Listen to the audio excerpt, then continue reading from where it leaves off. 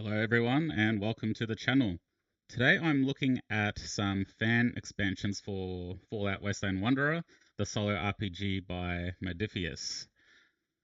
I found this in the Fallout 2D20 subreddit.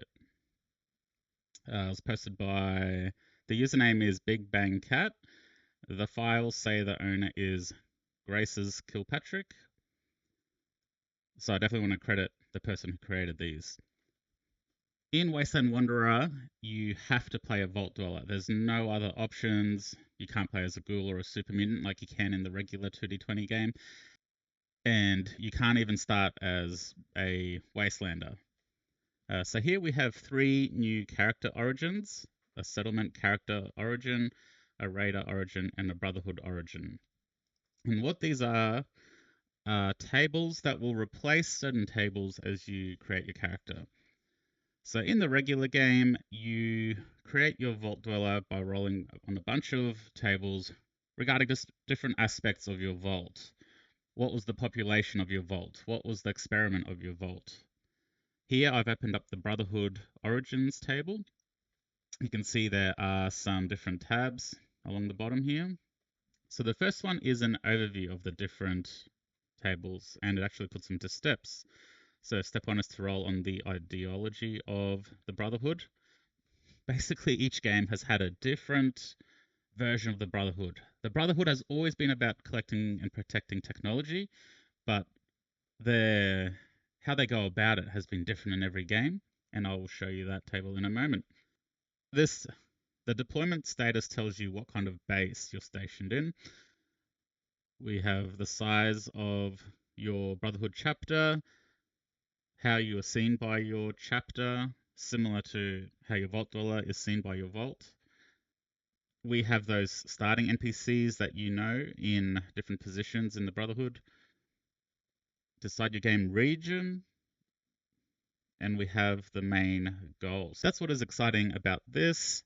There's new campaign goals. When creating a character, you can use the linked NPC role table to decide your character's role in your chapter, but I would avoid making myself a paladin at the start. Start at the bottom and work your way up the ranks, and I agree. I'd love to make a scribe character. So step 1 is your chapter ideology. Hardline isolationists. Hidden away and slowly dying, you do not interact with locals unless absolutely necessary. Tech is hoarded, not shared. So this is most like the Brotherhood in New Vegas. Crusading zealots, militaristic and fascist. The chapter actively purges the wastes of mutant schools and synths with extreme prejudice. Altruistic protectors. A rogue or reformist chapter that believes hoarding tech is pointless if humanity dies. You actively protect the Wastelanders.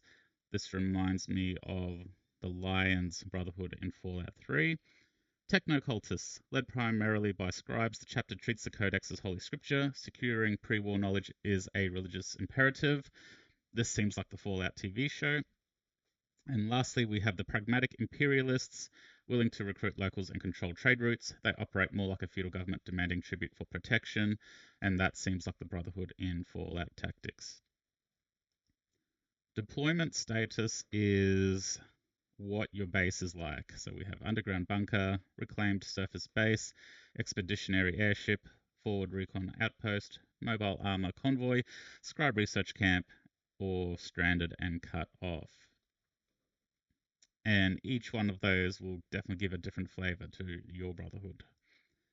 We have the jobs or the positions in the Brotherhood. I'm going to start from the bottom. Initiate,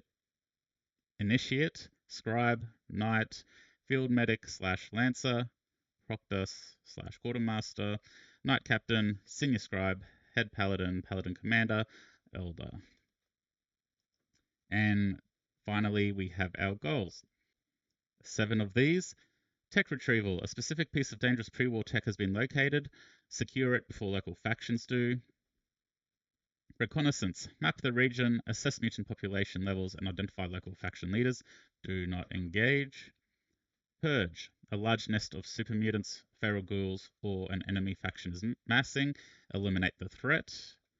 Establish supply lines. The chapter is starving or out of fuel. Secure trade agreements or extort supplies from local farms.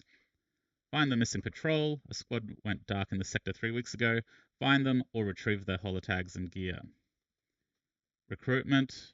The chapter's numbers are dwindling. Evaluate the locals to find worthy initiates. Assassination/sabotage. An enemy faction leader or a rogue Brotherhood defector needs to be quietly removed. So all of those sound pretty interesting. Now that was just the Brotherhood origin. There is also Raider and Settlement character origins. I'm not going to go into those other two today. What I want to look at next is the additional foe generation and the additional faction stat blocks.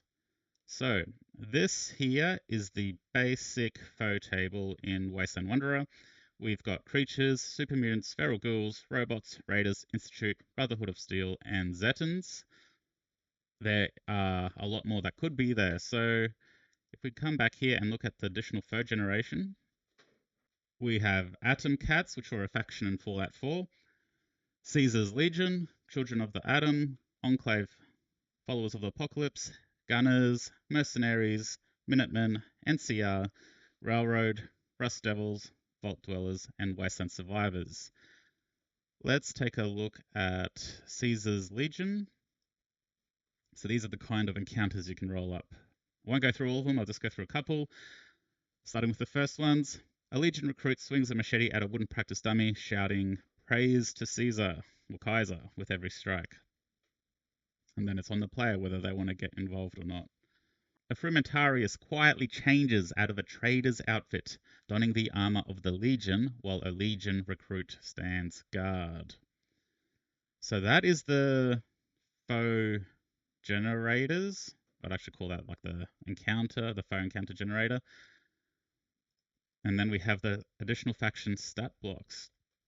And yes, for all of those, we have stat blocks for multiple characters in each of these factions. So since I looked at Caesar's Legion, let's have a quick look at some of these.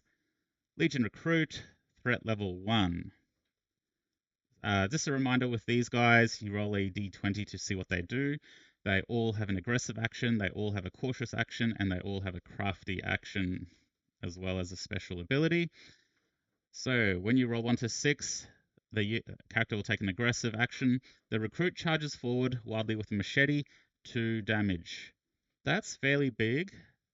Raiders in the base game do 1 damage, so, and this is a recruit. Cautious, 7 if you roll 7 to 15. The recruit hurls a throwing spear from cover. They cannot be opposed by melee weapons until their next action. Now, a lot of these abilities are similar to ones in the base game, but have just been slightly reworked. Crafty. The recruit yells praise to Kaiser, drawing your attention. Up to 2 other Legion foes move closer to you. And there are a lot of units like this that activate other units, or they can heal other units as well. Special abilities. Wave Tactics. Whenever another Legion foe is defeated, the recruit's fanatical zeal drives them to immediately make an aggressive action. So charges and attacks with the machete. Let's have a look at one more, the Frumentarius. Threat level 2. On 1 to 10, they're aggressive, so notice the difference. The recruits are only aggressive on the roll of 1 to 6. These guys are aggressive on 1 to 10. The Frumentarius strikes with a poison blade, suffer 2 damage, and make an endurance test. On a failure, lose 1 action point. That hurts. Losing an action point is brutal because I feel they're quite rare compared to the regular 2d20 game. On an 11 to 15 roll, you get a cautious action. The Frumentarius slips into the shadows or dons a disguise. They cannot be targeted until they make an aggressive action. Crafty, 16 to 20. The Frumentarius triggers a hidden trap or reveals a deception. Your cover is destroyed and your next action's difficulty increases by 1. So I like that, how they can take actions that not just do you damage, but can actually mess with your turn. Special abilities. Infiltration. The Frumentarius always takes the action before you during the first round of combat, exploiting the element of surprise. Okay, so they get first go.